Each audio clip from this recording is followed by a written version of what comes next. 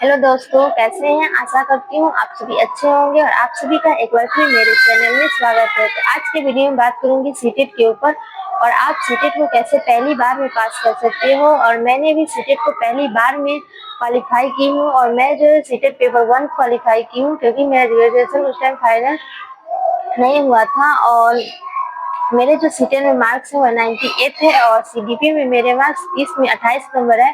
तो आप भी मेरे तरह एक अच्छे नंबर स्कोर कर सकते हो। उसके लिए आपको जो है क्या पढ़ना है और क्या छोड़ना है, और इसके लिए आपको कौन कौन से यूट्यूब चैनल फॉलो करने हैं और किस सब्जेक्ट के लिए किस टीचर को फॉलो करने हैं, ये सारी बातें आप लोग को इस वीडियो में बताऊंगी। तो आज का वीडियो आप लोग के लिए बहुत ही हेल्पफुल होने वाला है। उससे पहले अगर मेरे चैनल पर नए हैं तो प्लीज चैनल को सब्सक्राइब कर लीजिए।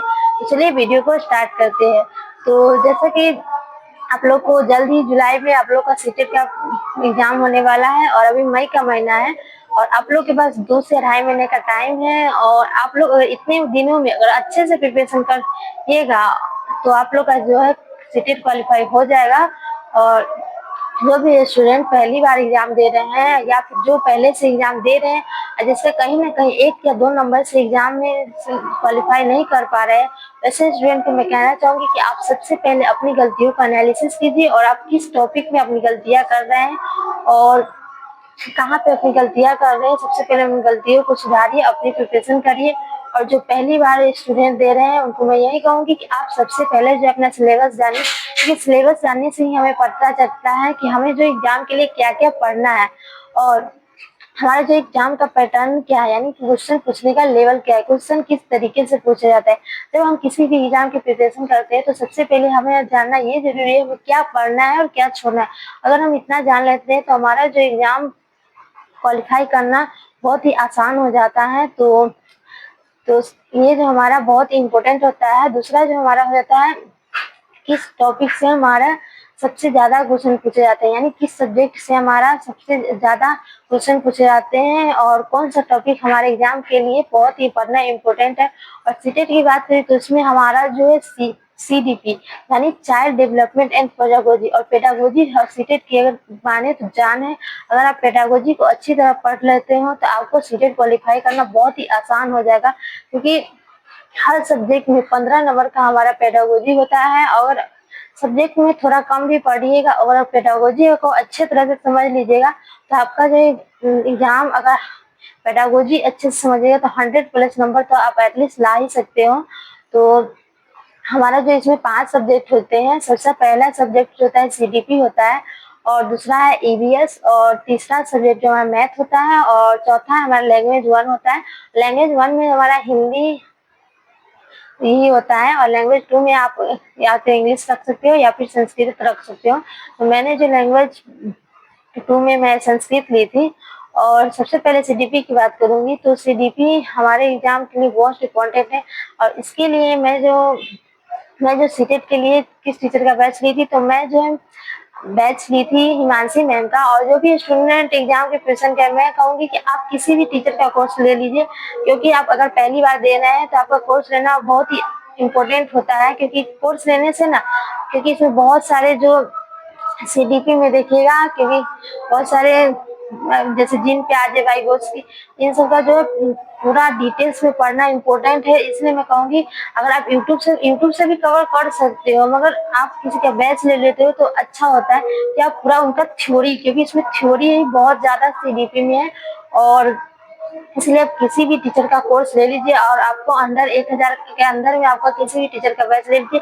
और सीटेट के लिए 2 बैच बहुत ही अच्छा है, आप सचिन सर का ले लीजिए या फिर हिमांशी मैम, आप दोनों में से किसी का भी ले सकते हो। और मैं जो ली थी हिमांशी मैम का ली थी, तो आप दोनों में से किसी भी टीचर का सीटेट के लिए ले सकते हो, दोनों अच्छे पढ़ाते हैं।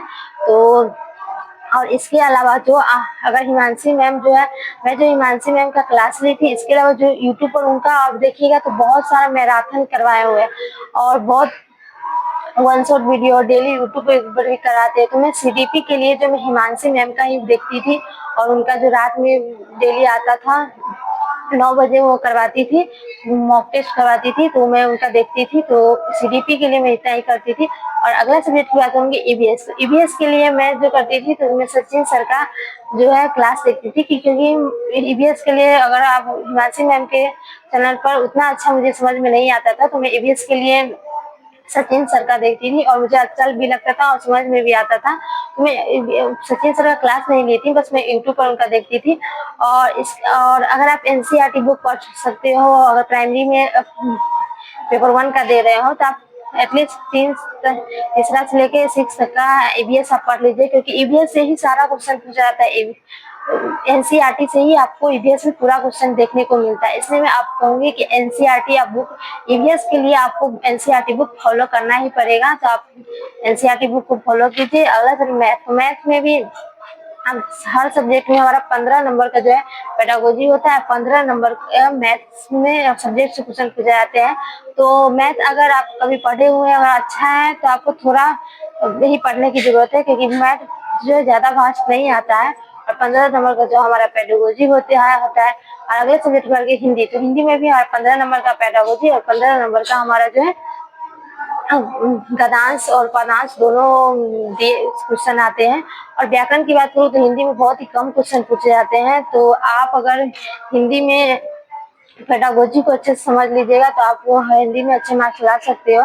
और लैंग्वेज में आप इंग्लिश रख लीजिए या फिर संस्कृत रख लीजिए। और मैं जो बिहार बोर्ड से पढ़ी हूँ, और मेरा जो है इंग्लिश कमजोर था, तो मैं संस्कृत ली थी। और मैं जो संस्कृत के लिए ही संस्कृत को पढ़ी हूँ, और मैं इसके लिए मैं बैच ली थी। और बैच में संस्कृत नहीं पढ़ाया गया था, तो मैं यूट्यूब पर ही संस्कृत के लिए वीडियो देखती थी। तो आप इतने कर लीजिए, और आपका जो सीटेट में इन 5 सब्जेक्ट के लिए जो मैं बोली हूँ, आप इतना कर लीजिए। और सबसे पहले आप सीटेट का भी एग्जाम दे रहे हैं, तो आप सबसे पहले प्रैक्टिस करना बहुत इम्पोर्टेंट है। क्योंकि हम जब दिए थे एग्जाम, हम जब लॉकडाउन के बाद भी एग्जाम दिए थे, तो मेरा जो है ऑनलाइन एग्जाम हुआ था।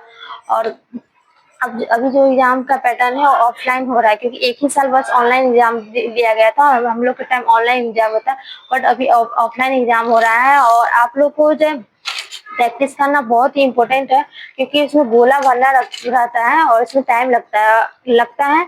और इसीलिए आप प्रैक्टिस कीजिए और प्रीवियस ईयर क्वेश्चन को पढ़िए, क्योंकि सीटेट के एग्जाम की प्रिपरेशन कर रहे हैं, तो आपको कम से कम, मैं तो 10 साल का प्रीवियस ईयर देखी थी, और मैं इसके लिए इस बार का ली थी। आप किसी का भी ले सकते हो, अरिहंत का ले सकते हो, इस बार का ले सकते हो, या फिर किरण पब्लिकेशन का ले सकते हो। आप किसी का भी ले सकते हो। आप प्रीवियस ईयर क्वेश्चन को आपको एटलीस्ट 10 साल का नहीं कर सकते, तो यहाँ पे 6 से 7 साल का आपका सीटेट प्रीवियस ईयर क्वेश्चन को कीजिए और एमसीक्यू कीजिए। और एमसीक्यू के लिए आप सचिन सर का या फिर हिमांशी मैम, दोनों में से किसी टीचर का यूट्यूब चैनल पर आपका क्वेश्चन प्रैक्टिस कीजिए। और प्रीवियस ईयर के लिए आप इस बार किरण या तीनों का बता दी, उसमें से किसी का ले लीजिए। इसके अलावा आपको बुक की बात करूं, तो मैं जो बुक ली थी वो मैं ली थी अरिहंत का बुक ली थी। सीडीपी के लिए सारे सब्जेक्ट का उसमें दिया हुआ है, और प्रीवियस से आपको क्वेश्चन भी दिया रहेगा। 2 ईयर का दिया गया था मेरे टाइम में, और मेरे पास जो बुक है, मैं आप लोग को बुक का जो है लिंक डिस्क्रिप्शन बॉक्स में दे दूंगी, और बुक भी आपको मैं स्क्रीन पर दिखा दूंगी। तो मैं भी ली थी, और तो आप अरिहंत का बुक ले लीजिए, और स्पार्क या किसी भी चीज का आप प्रैक्टिस ले लीजिए। आप इतना कर लेते हो, तो आपका जो एग्जाम अच्छे से, सीटेट का एग्जाम अच्छे से निकल जाएगा। तो सीटेट के लिए मैं बस इतना ही की थी। और आपको सीटेट से रिलेटेड कोई भी डाउट हो, तो आप प्लीज वीडियो को कमेंट में कमेंट कीजिएगा, और अगले वीडियो में मैं आपके सारे कमेंट का जवाब दूंगी। तो आज के वीडियो में यहीं पर एंड करती हूँ। धन्यवाद, मिलते हैं नेक्स्ट वीडियो में। बाय।